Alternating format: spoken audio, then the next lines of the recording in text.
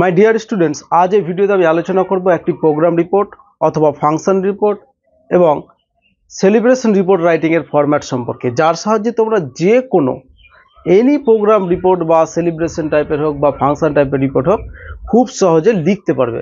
Just এই ভিডিওতে আমি যেই সেন্টেন্সগুলো বলছি এবং যেই পয়েন্ট বা টিপসগুলো তোমাদের দেবো সেগুলো একটু ভালো করে বুঝে নাও, দেন এই রিপোর্ট রাইটিং ফরম্যাটটি ভালো করে আয়ত্ত করে নাও, দেখবে যে কোনো প্রোগ্রাম রিপোর্ট তোমরা লিখতে পারবে। সো প্রথমেই দেখো, আমাদের একটা অ্যাট্রাকটিভ দেখে হেডিং দিতে হবে, আর এখানে আমি শুধু লিখে রেখেছি হেডিং এই জায়গাটাতে। তো তোমাদের প্রথমে একটা কি করতে হবে, যে টপিকটা তোমাদের পরীক্ষা হলে দেওয়া হবে বা যে টপিকের ওপরে রিপোর্ট রাইটিংটা লিখতে বলা হবে সেটার ওপরে একটা অ্যাট্রাকটিভ টাইপের একটা হেডিং লিখতে হবে। ক্লিয়ার? ওকে। এরপরে তোমাদের নাম লিখবে। এখানে ফর এক্সাম্পল হিসাবে আমি আমার নামটা লিখেছি, তোমরা এখানে তোমাদের নাম লিখবে। তারপরে লিখবে স্টুডেন্ট, তারপরে সেই ক্লাসটা উল্লেখ করে দিবে। এখানে আমি দুটো ক্লাস উল্লেখ করেছি, একটা হচ্ছে 10 আর একটা হচ্ছে 12। ওকে, তো যেটা তোমাদের হবে সেই ক্লাসটা তোমরা এখানে উল্লেখ করবে। এখানে 10 এবং 12 দেওয়ার একটি কারণ হলো যে এই রিপোর্ট রাইটিং ফরম্যাটটা ক্লাস 10 এবং ক্লাস 12 এর ছাত্রছাত্রীরা ইউজ করতে পারবে। এছাড়াও অন্যান্য পরীক্ষাতে যে নিউজ রিপোর্ট রাইটিংগুলো আসে সাধারণত প্রোগ্রামের উপর ভিত্তি করে, সেই রিপোর্ট রাইটিংগুলোও লিখতে পারবে। এই রিপোর্ট রাইটিংটি হচ্ছে প্রায় 180 ওয়ার্ডে। তো মাধ্যমিকে প্রায় 100 থেকে 120 ওয়ার্ড অথবা 150 ওয়ার্ডে কিন্তু আমাদের রিপোর্ট রাইটিং লিখতে বলা হয়। তো এই রাইটিং ফরম্যাটটা কী হবে, আমাদের মাধ্যমিকের জন্য প্রযোজ্য এবং উচ্চ মাধ্যমিকের জন্য প্রযোজ্য। উচ্চ মাধ্যমিকে সাধারণত 150 বা 180 ওয়ার্ড বলা হয়, তো আই এম নট শিওর, সেই জন্য আমি অ্যাপ্রক্সিমেটলি বললাম সেগুলোকে। তো এখানে তোমাদের সেই ক্লাসটা উল্লেখ করে দিবে। তারপরে XYZ স্কুল, নিজের যে স্কুলটা রয়েছে সেই তোমাদের স্কুলের নামটা এখানে লিখে দিবে। তারপর এখানে একটা তারিখ দেবে, যেই তারিখে তোমরা এই রিপোর্ট রাইটিংটা লিখবে সেই তারিখটা এখানে উল্লেখ করবে অ্যান্ড সালটা উল্লেখ করে দেবে। ক্লিয়ার? এই হলো বোঝার জিনিস, সাধারণ যে বেসিক জিনিসগুলো রয়েছে সেগুলো। বডিতে চলে আসি। প্রথমেই বলা হয়েছে অনুষ্ঠানের নাম, যে অনুষ্ঠান সম্পর্কে আমাদের রিপোর্ট রাইটিংটা লিখতে বলা হবে। For example teachers day, so এখানে আমরা লিখবো টিচার্স ডে। তাহলে টিচার্স ডে ওয়াজ, এইবার এখানে দেখে নাও অর্গানাইজড, হেল্ড, কাম আপ, এই যে তিনটে ভার্ব এখানে আমি ইউজ করেছি, তিনটে ভার্বের অর্থ প্রায় একই।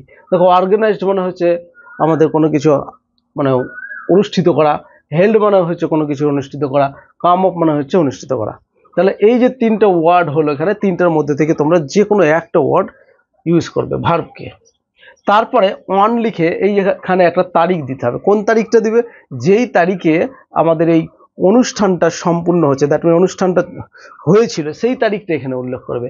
অ্যাট লিখে এখানে একটা সময় দিবে, আর সেই সময়টা হবে কোন সময়, যখন অনুষ্ঠানটা শুরু হয়েছিল সেই সময়টা এখানে দিতে হবে। ক্লিয়ার? আরও কিছু রয়েছে দেখো। তারপরে বাই দি আওয়ার স্কুল লিখতে হবে শেষে, দিয়ে full stop, first sentence complete. বোঝা গেল? ওকে। দ্বিতীয়ত হচ্ছে যে the school hall was richly decorated with flowers, small flags, festoons and banners. এখানে হলো যে আমাদের স্কুল যে হল ঘর সেটাকে কি করা হলো, দারুণভাবে ডেকোরেট করা হলো, মানে সজ্জিত করা হয়েছিল।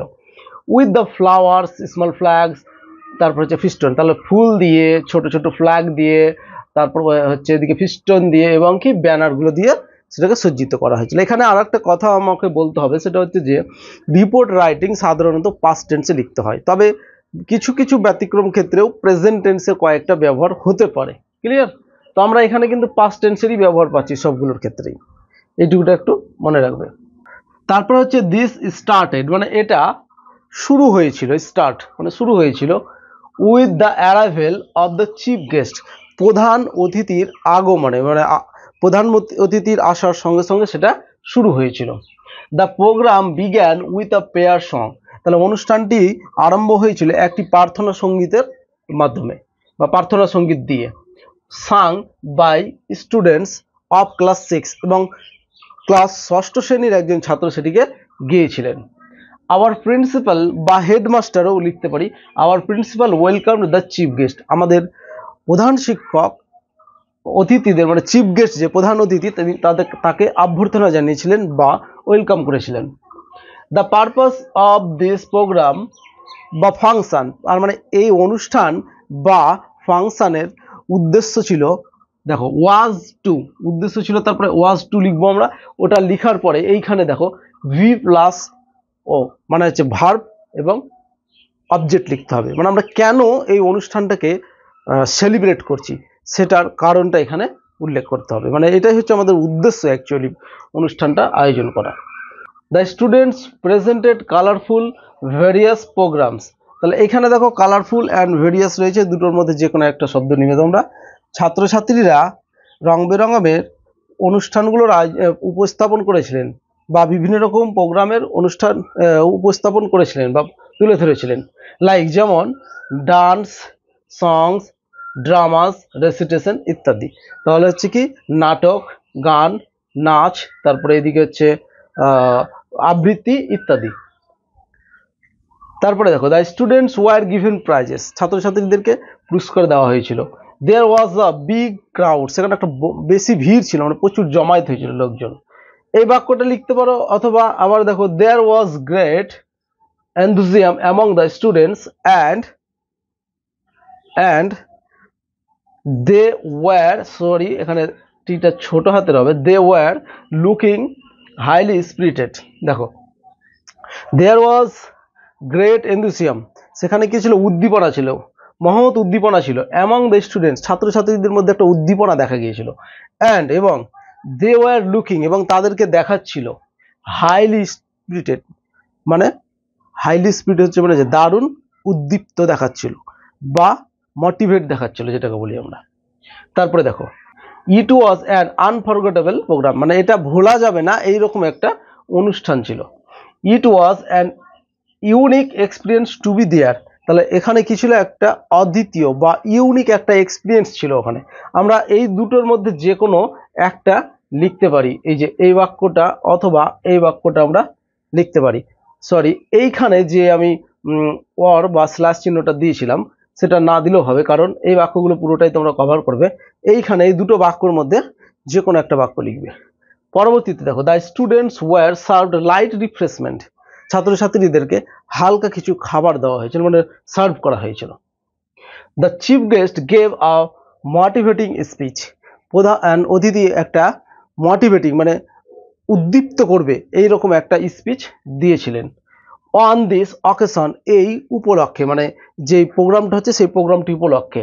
About the role of youth, যুবকদের বা ইয়াং জেনারেশনের যে একটা ভূমিকা রয়েছে এই টপিকটার উপরে, সেটার উপরে তিনি একটা মোটিভেটিং স্পিচ দিয়েছিলেন। The programme ended with the speech of the headmaster, তাহলে অনুষ্ঠানটি শেষ হয়ে গিয়েছিল প্রধান শিক্ষকের বক্তব্য দিয়ে। He thanked the chief guest and the students, তিনি ছাত্রছাত্রীদের এবং প্রধান অতিথিদেরকে ধন্যবাদ জানিয়েছিলেন for making the programme a grand success, এই অনুষ্ঠানটিকে চমৎকারভাবে সফল করার জন্য। তো এই হলো আমাদের প্রোগ্রাম টাইপের রিপোর্ট বা সেলিব্রেশন বা ফাংশনাল টাইপের কোনো একটা রিপোর্ট রাইটিং ফরম্যাট। এখানে আমি যে জায়গাগুলো বললাম শুধু এই জায়গাগুলোকে তোমরা একটু চেঞ্জ করে দেখবে, খুব সহজেই তোমরা যে কোনো টপিকের ওপরে, মানে প্রোগ্রাম টাইপের টপিকের ওপরে রিপোর্ট লিখতে পারবে, এইটুকুটা গ্যারেন্টি।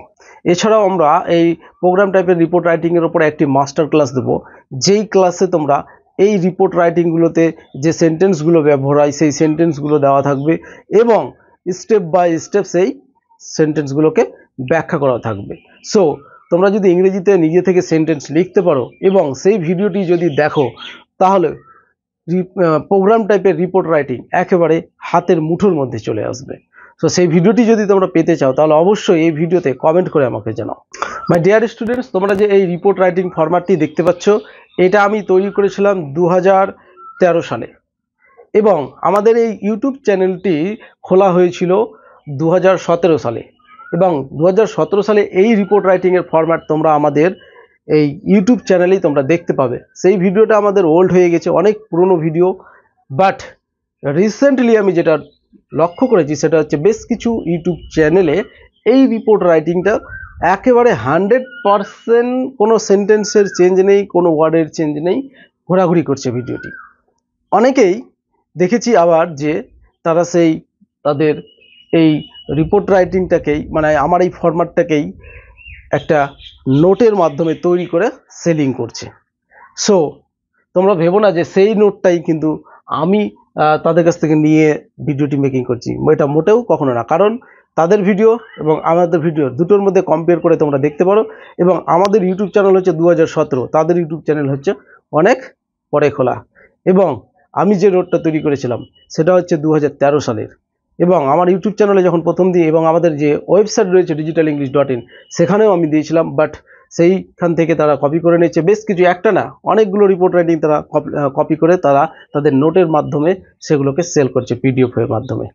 ওকে, সো এটাতে আমি কোনো কিছু সেরকম মনে করছি না, জাস্ট একটা ইনফরমেশন দেওয়ার মনে করেছিলাম, তাই দিয়ে দিলাম। অনেকেই ভাবতে পারো যে এই তো এই রিপোর্ট রাইটিংটা ওখান থেকে নেওয়া হয়েছে, না মোটেও না, এই রিপোর্ট রাইটিংটা পুরোটাই আমি ক্রিয়েট করেছিলাম।